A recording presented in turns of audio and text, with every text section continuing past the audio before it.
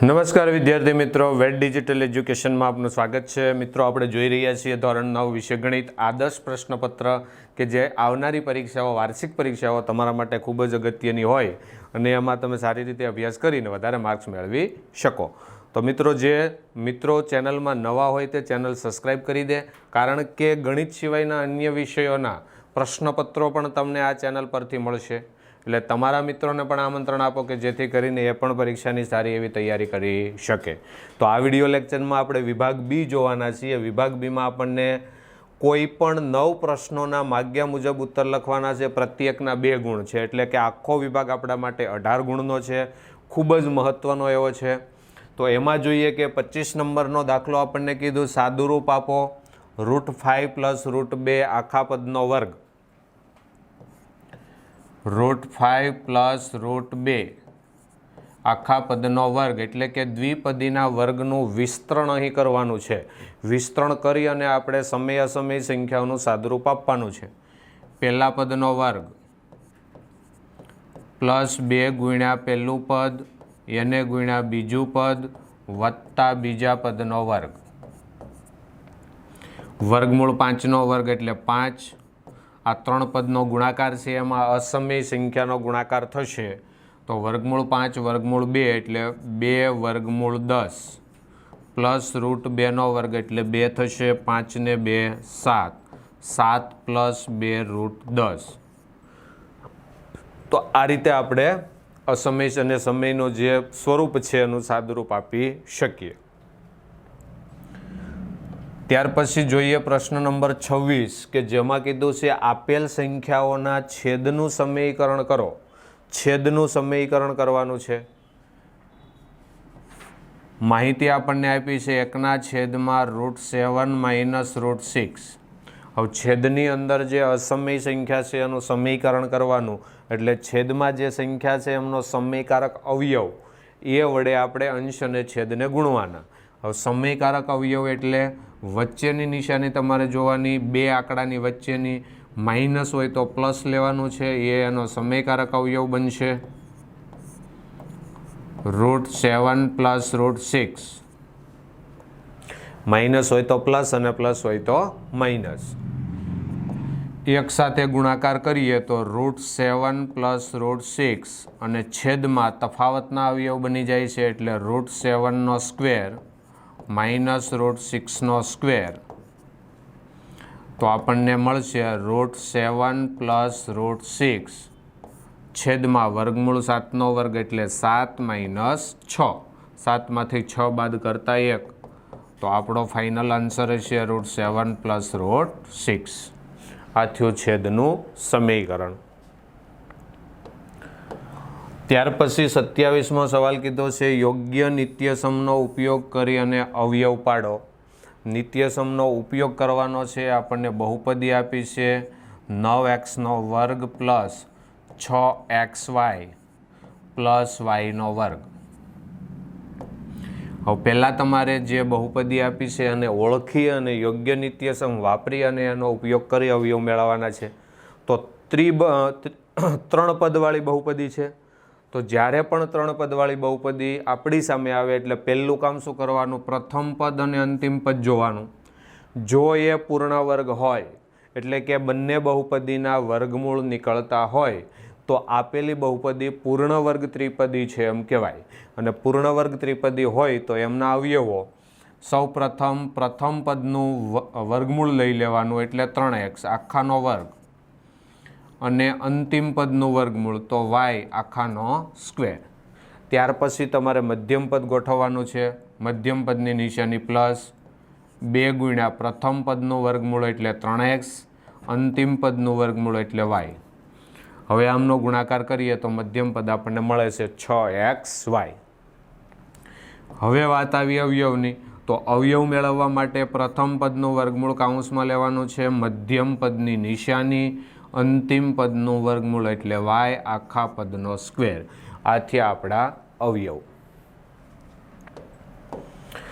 ત્યાર પછી 28મો સવાલ આપણને કીધો છે x³ - ax² + 6x - a ને x - a વડે ભાગતા મળતી શેષ મેળવો।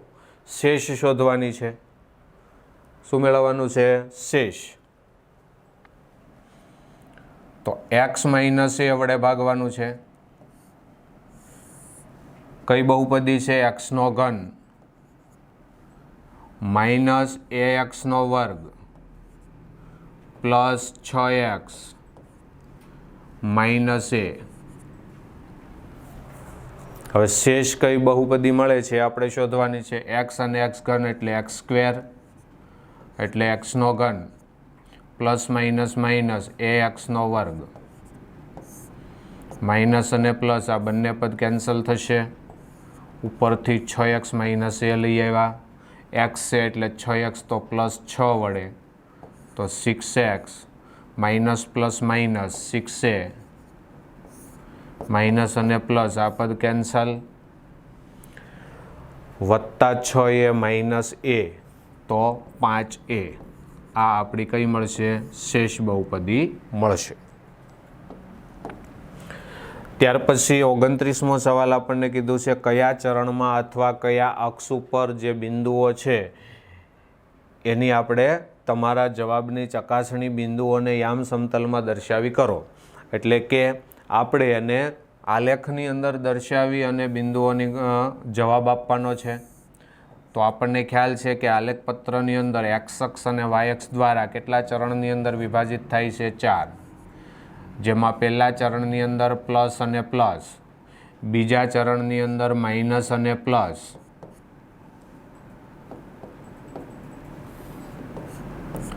ત્રીજા ચરણની અંદર માઇનસ અને માઇનસ, ચોથા ચરણની અંદર પ્લસ અને માઇનસ.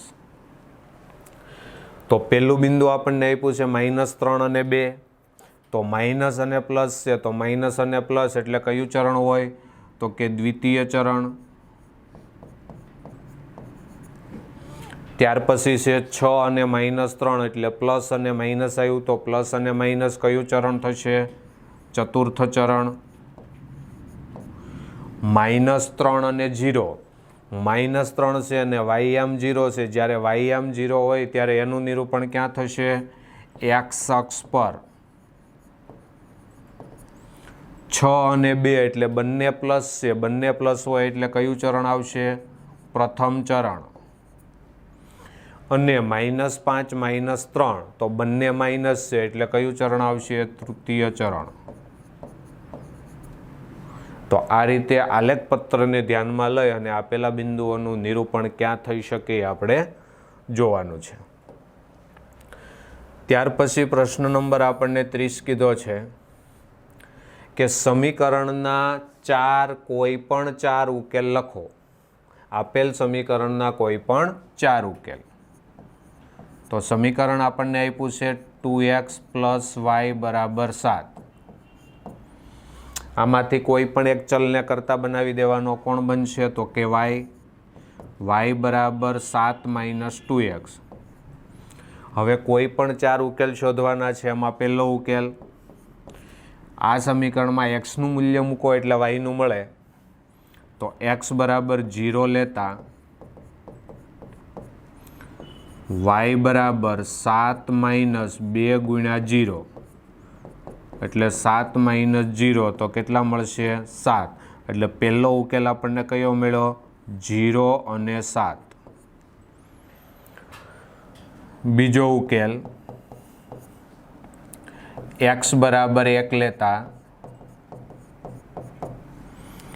હવે આજે આપણું સમીકરણ કરતાવાળું છે એમની અંદર x નું મૂલ્ય આપણે મૂકવાનું છે. તો y = 7 - 2 × 1, 7 - 2 એટલે કેટલા મળશે? 5. તો ઉકેલ ગણ મળશે 1 અને 5. ત્રીજો ઉકેલ, x = 2 લઈએ,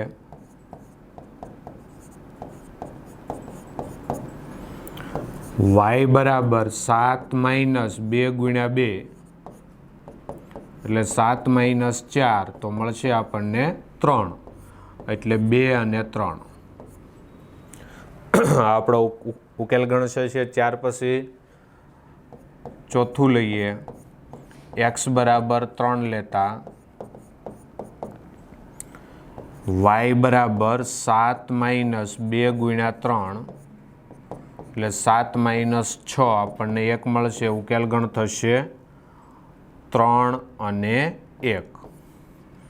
તો આ રીતે આપણે 4 ઉકેલ ગણ શોધી શકીએ. પણ ખાસ મિત્રો, એમાં તમે કોઈ પણ એક ચલને વ્યવસ્થિત કરતા બનાવો તો ગણતરી કેવી થઈ જશે? ઇઝી બની જશે. પછી કીધું છે 31મો સવાલ, જો AC બરાબર BC થાય તેવું બિંદુ A અને B ની વચ્ચે હોય તો સાબિત કરો કે AC બરાબર 1/2 AB છે. આકૃતિ દોરીને એને સ્પષ્ટ કરો. પ્રશ્ન નંબર છે આપણો 31મો. શું કીધું છે? AC બરાબર BC થાય તેવું બિંદુ A અને B ની વચ્ચે હોય તો.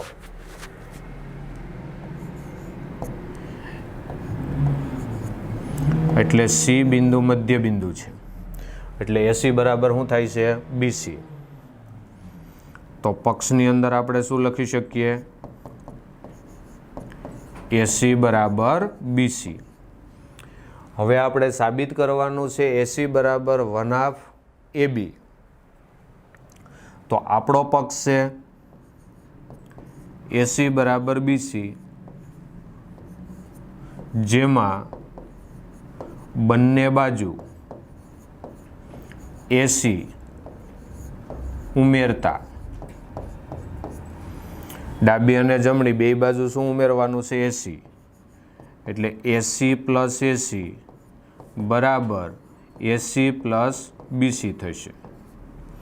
AC વત્તા AC એટલે શું થશે? 2AC. ત્યાર પછી AC વત્તા BC, તો AC પ્લસ BC એટલે આખો રેખાખંડ આપણને AB મળે છે, તો 2AC બરાબર AB થશે. હવે આપણે AC બરાબર 2 ને દૂર કરીએ તો AB ના છેદમાં, તો એના ઉપરથી કહી શકીએ કે AC બરાબર 1/2 AB. તો આ રીતે આકૃતિ દોરી અને આપણે સ્પષ્ટ કરી શકીએ કે જો મધ્ય બિંદુ હોય તો આ રીતની આપણને સાબિતી મળે. 32મો સવાલ કીધો છે, આકૃતિમાં ત્રિકોણ PQR ની બાજુઓ QP અને RQ ને અનુક્રમે S બિંદુ સુધી અને T બિંદુ, QP ને S સુધી અને RQ ને T સુધી લંબાવેલ છે. જો SPR બરાબર 135, SPR એટલે આ ખૂણો આપણને 135 નો આપેલો છે, અને હોય અને કોણ PQT બરાબર 110, PQT એટલે આ ખૂણો 110 છે, તો કોણ PRQ શોધો. PR અને Q એટલે આ R ખૂણો આપણે શોધવાનો છે. હવે જે ખૂણા આપણને આપ્યા છે એ બહિષ્કોણો છે, 135 અને 110. તો બહિષ્કોણના આધારે આપણે અંદરનો ખૂણો શોધી શકીએ, કારણ કે 135 એટલે SPR જે આપણા ત્રિકોણનો મૂળ ખૂણો એટલે P ખૂણા સાથે રૈખિક જોડ બનાવે છે, તો એના આધારે આપણે P ખૂણો શોધી શકીએ. એ જ રીતે 110ના આધારે કયો ખૂણો મળે? Q ખૂણો. જો આ બે ખૂણા આપણી પાસે હોય તો ત્રીજો ખૂણો આપણે શોધી શકીએ. કોણ SPR અને કોણ QPR રૈખિક જોડના ખૂણા છે. હવે રૈખિક જોડના ખૂણા હોય એટલે સરવાળો કેટલો થાય? 180.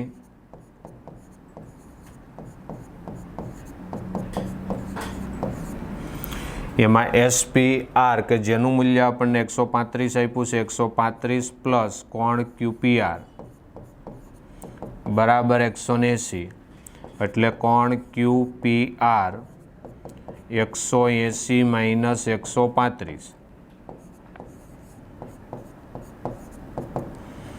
10 5 5 17 13 એટલે 4 કેટલા મળશે? 45. એટલે P ખૂણો આપણને કેટલાનો મળ્યો? 45. એ જ રીતે PQT અને PQR એ પણ રૈખિક જોડ બનાવે છે. કોણ PQT અને કોણ PQR રૈખિક જોડના ખૂણા છે. હવે રેખિક જોડના ખૂણા હોવાથી એમનો સરવાળો પણ 180, એટલે કોણ PQT પ્લસ કોણ PQR બરાબર 180.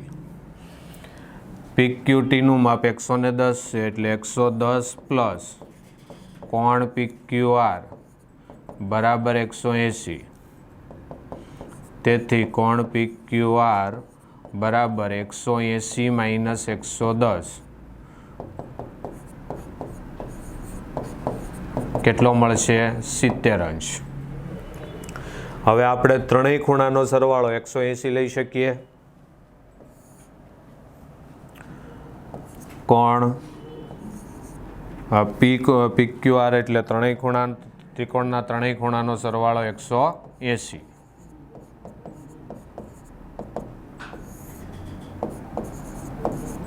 હવે P ખૂણો, તો P ખૂણો આપણને 45નો મળ્યો, Q ખૂણો આપણને 70નો મળ્યો અને R ખૂણો આપણે શોધવાનો છે.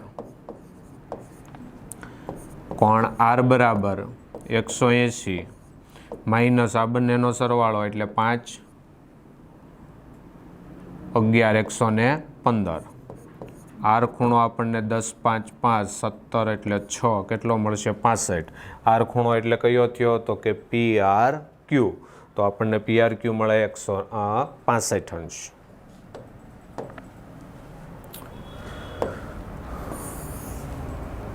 ત્યાર પછી સવાલ નંબર 33 કીધો છે કે એક વર્તુળની જીવા અને તેની ત્રિજ્યા સમાન છે.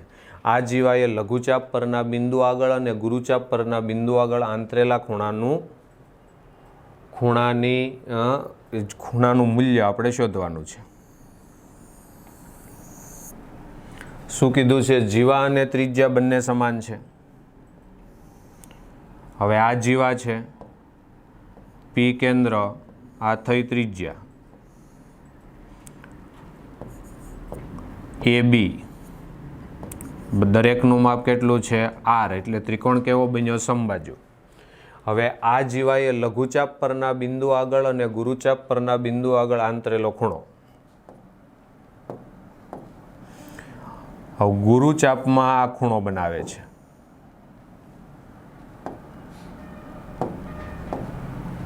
અને લઘુચાપમાં આ ખૂણો બનાવે છે.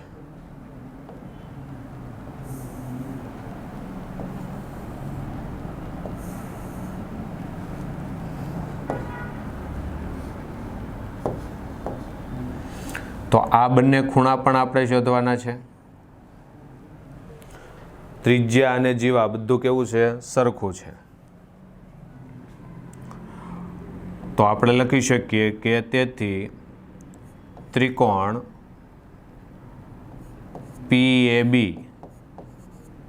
સમબાજુ ત્રિકોણ છે.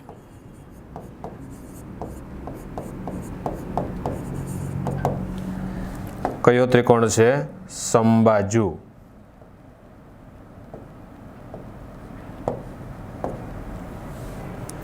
હવે સમબાજુ ત્રિકોણ હોય તો દરેક ખૂણાનું માપ 60 મળે. તેથી કોણ APB બરાબર 60 અંશ.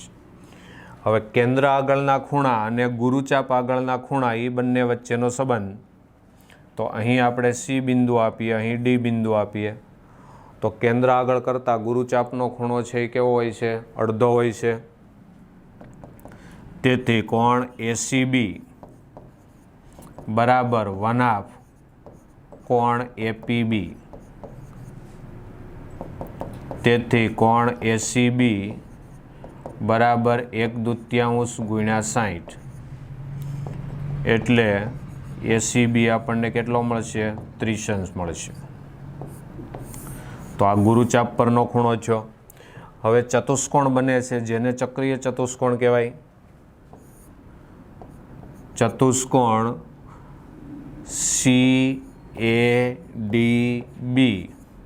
ચક્રીય ચતુષ્કોણ છે. હવે ચક્રીય ચતુષ્કોણના સામસામેના ખૂણા પૂરક હોય એટલે C અને D આવશે. તેથી કોણ ACB અને કોણ ADB પૂરક કોણ છે. પૂરક કોણ હોય એટલે સરવાળો 180 ACB પ્લસ ADB બરાબર 180. હવે ACBનું મૂલ્ય આપણને 30 મળ્યું, તો 30 પ્લસ કોણ ADB બરાબર 180. 30નું સ્થાન ફેરવીએ તો ADB બરાબર 180 માઇનસ 30 એટલે ADB આપણને મળશે 150. તો ગુરુચાપનો ખૂણો 30નો મેળવ્યો અને લઘુચાપનો ખૂણો આપણને મેળવ્યો 150નો.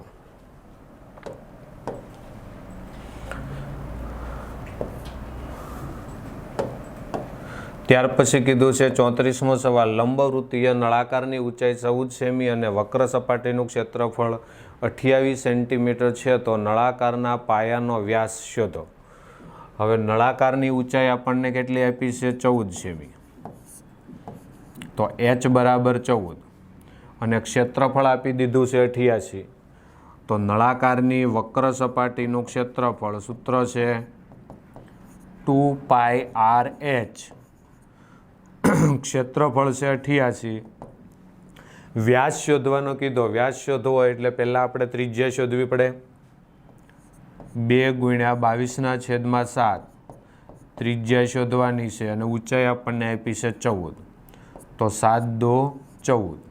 હવે આર શોધવા માટે 2, 22 અને 2 એને આપણે 88ના છેદમાં લઈ જવા પડે. તો આર બરાબર 88ના છેદમાં 2 ગુણ્યા 22 ગુણ્યા 2. હવે 22 દુ 44 દુ 88 એટલે બધું ઉડી જશે. તો આર બરાબર આપણને 1 મળશે. હવે એના આધારે આપણે વ્યાસ શોધવાનો છે. તો વ્યાસ છે ત્રિજ્યા કરતાં બમણો હોય તો વ્યાસ બરાબર આપણને 2 સેમી મળશે. ત્યાર પછી આપણને પ્રશ્ન નંબર આપ્યો છે 35 કે જેમાં કીધું છે કે આંકડાશાસ્ત્રના વિષય પ્રત્યેનો વિદ્યાર્થીઓનો અભિગમ જાણવા માટે 200 વિદ્યાર્થીઓનું સર્વેક્ષણ કરવામાં આવ્યું. તેમની માહિતી નીચેના કોષ્ટકમાં છે. અભિગમ કે જેમાં આંકડાશાસ્ત્ર વિષય ગમે છે એવા 135 વિદ્યાર્થીઓ અને નથી ગમતો એવા 65 વિદ્યાર્થીઓ છે. તો યાદચ્છિક રીતે કોઈ એક વિદ્યાર્થીને પસંદ કરતાં મળતી નીચેની ઘટનાની સંભાવના શોધો. આંકડાશાસ્ત્ર ગમે છે અને આંકડાશાસ્ત્ર નથી ગમતો, તો બંનેની સંભાવના આપણે શોધવાની છે. હવે કુલ ઘટના આપણી પાસે કુલ વિદ્યાર્થીઓ 200 છે એટલે કુલ ઘટના થશે 200. હવે પહેલી સંભાવના છે આંકડાશાસ્ત્ર ગમે છે. તો ધારો કે આંકડાશાસ્ત્ર ગમે છે તે ઘટનાની સંભાવના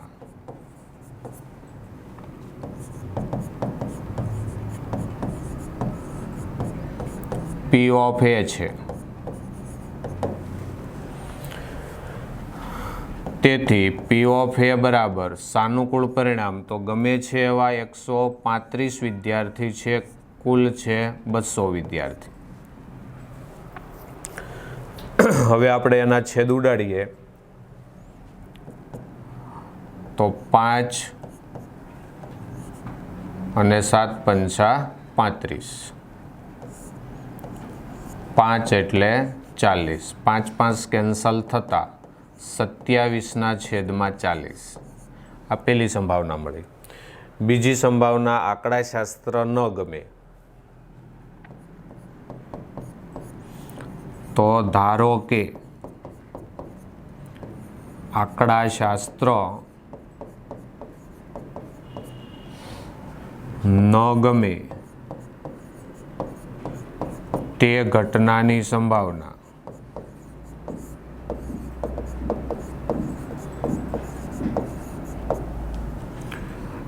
P of B છે.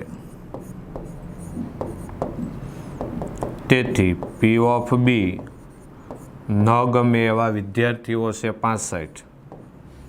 65ના છેદમાં 200. 13 પંચા 65 અને 40 પંચા 5 5 કેન્સલ એટલે 13/40. તો આ આપણી બીજી સંભાવના મળી.